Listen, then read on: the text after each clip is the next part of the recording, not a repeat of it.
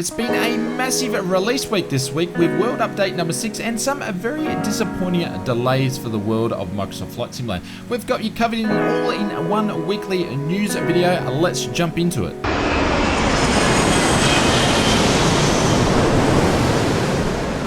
Welcome to another Microsoft Flight Simulator update video. This is where we bring you each and every week all the important news, updates, and development of this new flight sim in one weekly video. Now, 76% of all viewers to the channel are not subscribed, so if you could help us out by hitting that subscribe button and the notification bell, that way we can tell you when all the important flight sim news is out, and that would be much appreciated. Jumping into this week's previews, and the first one is from Milviz as they teased us this week with a one and only screenshot of the SR-71. Originally slated to make its appearance in Prepared or P3D, Milviz has shifted their gears and moved all the development to Microsoft Flight Simulator. There is no ETA when the SR-71 will be released for the sim at this stage. Milviz is still currently working on other projects, being the ATR, which was seen a little bit in the news lately, and also the 310, which we should see before we see the other aircraft such as the S-71, but we'll keep an eye on what's going on and keep you updated with the development on this one. The next preview for the week goes to the team at Fly-by-Wire. Now, these are the guys that have developed the A320 mod, and they showed some of their latest shots for the in-development Airbus A380. This time we got to see full exterior shots of the aircraft in the sim for the first time, including some close-ups of the engine. Other than the screenshots, no other news at this stage. We are keeping a close eye on the development of the A380 from Fly-by-Wire, so we'll keep you up to date with what's going on. In some sad news this week, Top Gun 2 was announced it will be delayed until May the 27th, 2022, which I believe is Memorial Day, after Paramount delayed all its films till next year this week, with Maverick being the expansion package only to be able to be released at the same time with the movie, and unfortunately it has seen the same fate as the movie. It appears there's no need for speed at this point in time, and we'll have to wait until the 22nd, or sorry, next year, 2022. Remember boys, there is no points for second place. In some more aircraft news from the Microsoft team themselves, the JU-52 has been delayed. This was set to be the first in line of the local Legends aircraft, and it was set to be released on Thursday, a couple of days after the last World Update. As confirmed in the official forums this week, the final testing of the aircraft, the team did come across some bugs that they wanted to iron out before the JU-52 takes to the skies. The team did mention the delay will be a few weeks and did not confirm the exact date, but we should see it probably early to mid-October.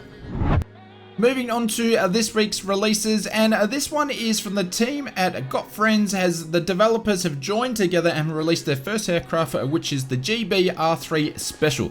The R3 Special has been designed especially for competitive air racing in mind, and features include a full clickable cockpit, auto start, ignition set, a nitro boost, and a quantity gauge, which is very interesting. Realistic flight models, 9 liveries, landing effects has also been included, and you can pick up your copy of the GB R3 directly from the Flight Sim TO store, links below. I believe this is the first aircraft that is in the Flight Sim TO store. Again, links in the description below.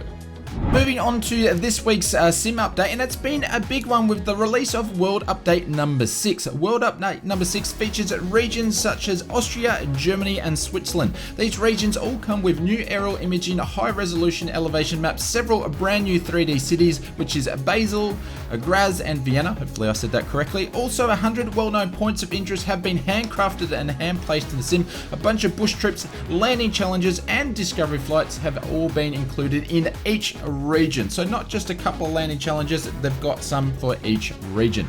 Along with all the content, we did see some bug fixes and updates reflecting from the previous sim update have all been included. So let's take a look at the highlights and break them down. Several crashes and bug fixes, including some that were generated from the previous sim update, have now been addressed and fixed. A title could now be launched in safe mode. This mode deactivates the community and the marketplace content folders for the PC. This mode is only available after the sim has crashed. That's actually worked for me when it popped up on the installation, so well done Cyber on that one.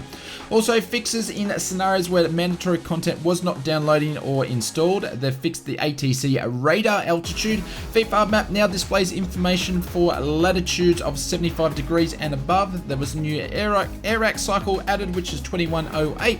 The SR22 has had some performance and fuel consumption fixes. Gyro drift is now working correctly when using the aircraft systems assistance is used. Maximum photographic draw distance has been further increased. Improvement management on low bandwidth Bing terrain data. There's also fixed the issue where the Bing data would switch off onto offline mode during low bandwidth scenarios. Cities at night are now more visible on the world map. Various data fixes, improved data for 100 airports, and also the addition of 43 new airports have been added to the sim. The marketplace content user rating is now more accurate, and it is actually working this time. That's it when it comes to highlights of our World Update number 6. This week we were also treated with a new development roadmap which sees us to the end of November. From what we can see, that the next sim update will be hit around late October, followed by another sim update number 7, which will launch at the same time as the Reno Air Races DLC, which will be mid-November. The Microsoft team did mention they have developed an all-new wing-to-wing multiplayer tech for the Reno Air Races, so it does make sense most likely why we are seeing a sim update 7 close to the other one and actually arriving at the same time as the Reno Air Races DLC, and we should see that mid-November. By the looks of it, we will see the next development roadmap, and it will be updated for late November for December and January, but would expect not much going on since this is going to be over the holiday period. I think what we're seeing here is pretty much what we're going to get for the rest of the year, but then again, I have been wrong before. 9 new products have hit the marketplace this week. 2 of those are on PC and 9 of those on Xbox. PC saw 2 new aircraft, being the F-14 from DC Designs, which is also available on Xbox as well, and we've seen the Milviz Corsair available for PC as well. The other products to hit there were all pretty much airports or sceneries. Feel free to hit the pause button if you want to check, or jump in the marketplace and have a look.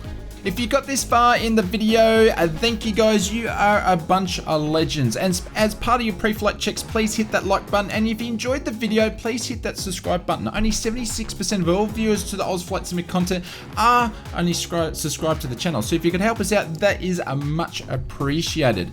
We also stream every Wednesday and Sunday at 8 PM at GMT plus 10. Feel free to drop by if you want to join in with the multiplayer shenanigans. PC users and Xbox users, everybody is welcome. I'm going to leave you with another Flight Sim video here. Feel free to check that one out, and I will see you over there.